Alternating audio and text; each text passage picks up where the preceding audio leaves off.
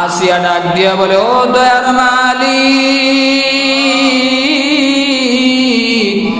আমার স্বামী আমাকে জীবনে আরামের একটা বিছানা দেয় নাই, আমাকে আরামের কোনো খাবার এনে দেয় নাই, আমাকে সারাদিন তুমি রবের সাথে আমি কালেকশন করার কারণে আমাকে সব থেকে বঞ্চিত করেছে, আমাকে ঘর দেয় নাই, খানা দেয় নাই, টাকা পয়সার কোনো অভাব নাই ফেরাউন, কিন্তু আমি তার প্রেমে পাগল পারা হই নাই, আমি শুধু আপনি মাওলাকে পাওয়ার জন্য পাগল হয়েছি।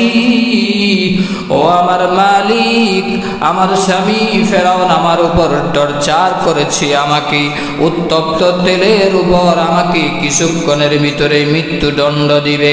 ও দয়ার মালিক, আমার জীবনে সব আনন্দকে আমি লাথি মারলাম, আরামের বিছানাকে লাথি মারলাম, রাজপ্রাসাদ লাথি মারলাম, বাদশাকে লাথি মারলাম, সব কিছু পিছনে ফেলায়া আপনি মাওলাকে পাওয়ার জন্যে আমি আসি আপনার পাগল পারা হয়ে গেলাম।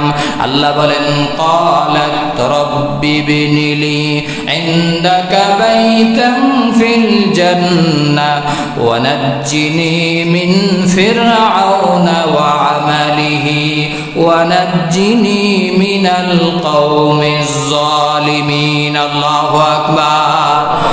আসিয়া আলাইহিস সালাতু ওয়াস সালাম ডাক দিয়া বলে, ও দয়ার মালিক, আমার জীবনে কোনো সুখ পাই নাই, কোনো আনন্দ পাই নাই গো মাওলা, শুধুমাত্র আপনাকে পাওয়ার জন্যে আমি সব কিছু বঞ্চিত করলাম। কিছুক্ষণের ভিতরেই ফেরাউন আমাকে হত্যা করবে, উত্তপ্ত তেলের ভিতরে ফালায় দিবে, আমার গোশতগুলা পুড়ে সারকার হয়ে যাবে, হাড় গোলা টাস টাস করে ফুটে যাবে, আমি আসিয়ার কোনো অস্তিত্ব থাকবে না। আমি দুনিয়ার কোনো নাজ নিয়ামত চাই না, ঘর চাই না, বাড়ি চাই না।